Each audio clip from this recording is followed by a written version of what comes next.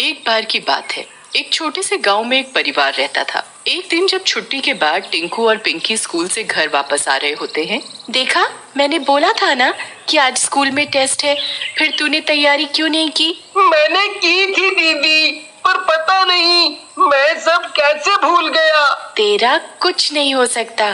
कल से गर्मियों की छुट्टियां हैं, तो अब हमेशा खेलता ही मत रहियो, समझा? ठीक है ना दीदी। अगले दिन कमला बच्चों को अपने पास बुलाकर उनको खाने का डिब्बा देती है। ये खाने का डिब्बा जाकर पापा को दे आओ। अब तुम्हारे स्कूल की छुट्टियां हैं, तो रोज तुम ही जाना उनको खाना देने। ठीक है माँ, ये तो अच्छी बात है। पापा जिस बगीचे में काम करते हैं, हमें वहाँ घूमने को भी मिल जाएगा। वहाँ बड़े ही सुंदर सुंदर फूल और फल लगे हुए हैं। दोनों बच्चे खाने का डिब्बा लेकर बगीचे में पहुँच जाते हैं। क्या हम यहाँ थोड़ी देर रुक जाएं? ठीक है, पर किसी चीज को छेड़ना मत। और हाँ, एक और बात, ज्यादा आगे मत जाना, वो सुनसान जगह है। जी पापा, आप बिल्कुल भी चिंता मत करो। दोनों बच्चे बगीचे में खेलने लगते हैं। रवि भी खाना खाकर वापस अपने काम में लग जाता है। बच्चे खेलते खेलते थोड़ा आगे निकल जाते हैं। वहाँ बहुत ही सुंदर सुंदर फूल लगे होते हैं और एक आम का पेड़ भी होता है। अरे वाह दीदी, वो देखो आम का पेड़। चलो ना, आम तोड़ते हैं। नहीं टिंकू, वो बहुत ऊंचा है, हमें चोट लग सकती है। कुछ नहीं होगा दीदी, आपको पता है ना, मैं यूं किसी भी पेड़ पर चढ़ जाता हूँ, तो फिर किस बात का डर। टिंकू पिंकी की एक नहीं सुनता और झट से उस पेड़ पर चढ़ जाता है। वो वहाँ से 2 ताजे ताजे आम तोड़कर अपनी जेब में रखता है और पेड़ से नीचे उतर आता है। अचानक से एक आम टिंकू की जेब से गिर जाता है और लुढ़कता हुआ कहीं झाड़ियों में घुस जाता है। अरे मेरा मेरा आम कहाँ चला गया? मैंने इतनी मुश्किल से तोड़ा था। अरे यहीं कहीं झाड़ियों में होगा। टिंकू झाड़ियों में अपना आम ढूंढने लगता है। उसे अपना आम तो नहीं मिलता, पर वहाँ एक बहुत बड़ा अंडा रखा हुआ दिखाई देता है। टिंकू उस अंडे को देखकर बड़ा हैरान हो जाता है, क्योंकि उसने अपनी जिंदगी में कभी इतना बड़ा अंडा नहीं देखा होता। वो जोर से चिल्लाता है और पिंकी को बुलाता है। देखो दीदी, यहाँ क्या है, जल्दी आओ। क्या हुआ टिंकू, ऐसा क्या देख लिया तुमने इन झाड़ियों में? अरे दीदी, आप पहले इधर आओ तो सही, तभी तो दिखाऊंगा। पिंकी भी झाड़ियों में घुसती है तो उस बड़े से अंडे को देखकर हैरान रह जाती है। इतना बड़ा अंडा, बाप रे बाप, ये अंडा आखिर किसका हो सकता है? किसी बहुत बड़े पक्षी का होगा। दुनिया का सबसे बड़ा पक्षी तो शुतुरमुर्ग होता है, पर यहाँ पूरे गांव में कोई शुतुरमुर्ग नहीं है। और वैसे भी ये तो शुतुरमुर्ग के अंडे से भी बड़ा है ना? तो फिर किसका होगा? कहीं ये किसी डायनासोर का अंडा तो नहीं? पागल हो क्या? डायनासोर तो लाखों साल पहले हुआ करते थे। ये डायनासोर का अंडा नहीं हो सकता। ऐसा करते हैं, इसे तोड़कर ही देख लेते हैं कि इसके अंदर क्या है, फिर पता चल जाएगा ये किसका अंडा है। जब देखो पागलों वाली बात करता है। हम इसे खुद से नहीं तोड़ सकते। अभी तो क्या पता इसमें जान भी ना पड़ी हो, और क्या पता जिसका ये अंडा है वो इसे ढूंढ रहा हो। तो हमें क्या करना चाहिए दीदी? क्या हमें इसे ऐसे यहीं छोड़ देना चाहिए? इसको यहाँ से ऐसे छोड़ने का मेरा तो जरा भी मन नहीं है। कहीं कोई जानवर इसे तोड़ ना दे। तो इसे अपने घर ले चलते हैं, वहाँ हम इसे संभाल कर रखेंगे। ठीक है, पर हमें इसे माँ से छुपा कर रखना होगा, वरना माँ बहुत गुस्सा करेगी। टिंकू और पिंकी उस अंडे को अपने घर ले जाते हैं और अपनी माँ की नजरों से बचाकर उसे अपने कमरे में छुपा देते हैं। अब माँ को कुछ पता नहीं चलेगा। रात को जब पिंकी और टिंकू सो रहे होते हैं तो अंडा हिलने डुलने लगता है। पिंकी उसकी आवाज से उठ जाती है और टिंकू को भी उठाती है। देख, अभी ये अंडा हिल रहा था, इसमें से आवाज भी आ रही थी। लगता है इसको नींद नहीं आ रही, तभी उछल रहा है। ए अंडे, चुपचाप सो जा और हमें भी सोने दे। हम कल तेरे साथ खेलेंगे। उसके बाद दोनों बच्चे फिर से सो जाते हैं और वो अंडा दोबारा नहीं हिलता। अगले दिन जब कमला घर का सामान लेने कहीं बाहर गई होती है तो दोनों बच्चे एक बाल्टी पानी भर कर लाते हैं और उस अंडे को अच्छे से साबुन लगा लगा कर नहलाने लगते हैं। देख, अब तू भी चमक जाएगा, बिल्कुल हमारी तरह। नहलाने के बाद वो उस अंडे को एक तौलिए से अच्छे से पोंछते हैं और फिर उसे एक चादर से ढक देते हैं। वो उस अंडे का इतना ध्यान रखते हैं जैसे कोई छोटा बच्चा हो। 2-3 दिन ऐसे ही निकल जाते हैं। पर जब एक रात दोनों बच्चे सो रहे होते हैं तो उनको अचानक किसी चीज के टूटने की आवाज आती है। दोनों बच्चे जल्दी से उठकर देखते हैं तो अंडा चटक रहा होता है। उसी के चटकने की आवाज आ रही होती है।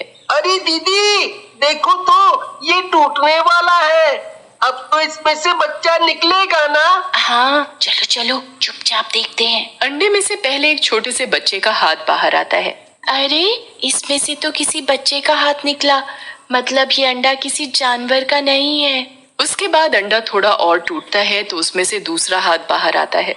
धीरे धीरे वो अंडा पूरी तरह से टूट जाता है और उसमें से एक चुड़ैल का बच्चा निकलता है। टिंकू और पिंकी उस डरावने बच्चे को देखकर बुरी तरह से डर जाते हैं।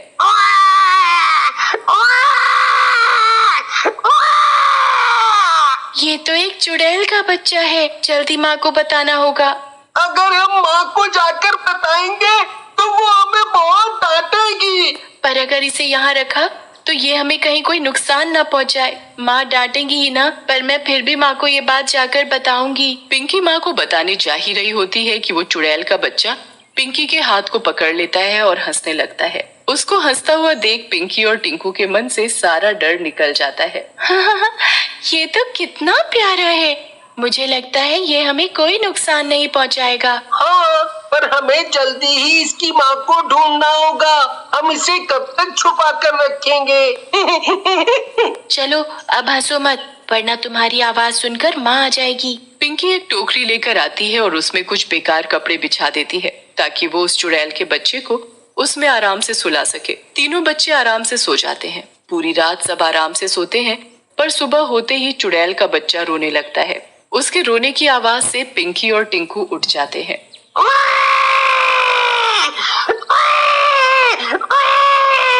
ये बच्चा तो हमें फंसवा कर ही रहेगा। क्या है, तुम क्यों रो रहे हो?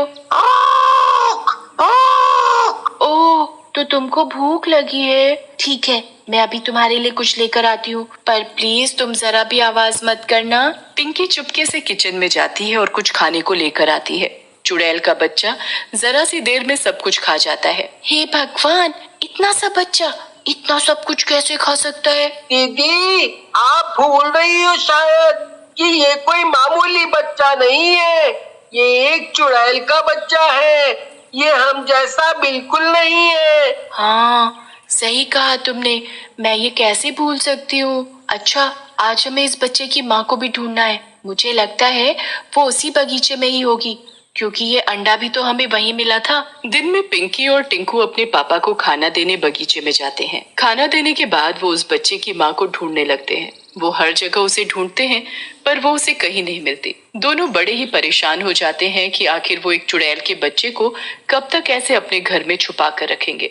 बहुत दिन ऐसे ही बीत जाते हैं। वो उस बच्चे का अच्छे से ध्यान रखते हैं। वो बच्चा जल्दी से बड़ा होने लगता है। पिंकी और टिंकू उसके साथ खाना खाते हैं, उसके साथ खेलते हैं और उसे अपने पास ही सुलाते हैं। वो पिंकी और टिंकू के साथ बहुत खुशी से रहता है, पर उसे कभी कभी अपनी माँ की बहुत याद आती थी और वो बहुत रोता था। बच्चे भी रोज इस उम्मीद में अपने पापा को बगीचे में खाना देने जाते कि शायद उनको वहाँ उस बच्चे की माँ मिल जाए, पर उसका कुछ पता नहीं चलता। एक दिन तीनों बच्चे घर में अकेले होते हैं। क्यों ना हम आज इसे बाहर घुमाने ले जाएं? ये भी हर वक्त घर में पड़े पड़े परेशान होता होगा। तू पागल है क्या? इसे किसी ने देख लिया तो आफत आ जाएगी। अरे, अब इसे छुपा कर ले जाएंगे और किसी सुनसान जगह खेलेंगे।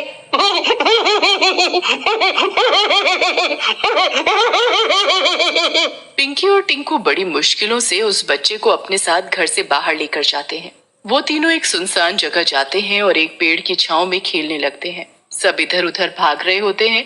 कौन शोर मचा रहा है? किसने मुझे नींद से जगाया? मैं उसे जिंदा नहीं छोड़ूंगी। चुड़ैल नीचे उतरती है और टिंकू और पिंकी की गर्दन पकड़ लेती है। इतने में चुड़ैल का बच्चा वहां आता है और अपनी माँ को देखकर खुशी से उसके पास भागता है, और चुड़ैल भी दोनों बच्चों को छोड़कर अपने बच्चे को गले लगा लेती है। ये आपका बच्चा है क्या? ये कब से हमारे पास था? हमने आपको बहुत ढूंढा, पर आप हमको नहीं मिली। मुझे माफ कर दो बच्चों, जो मैंने तुम्हें मारने की कोशिश की। तुमने मेरे बच्चे का इतने दिन ध्यान रखा। तुम बहुत अच्छे हो। चुड़ैल को उसका बच्चा मिल जाता है और वो दोनों बहुत खुश हो जाते हैं।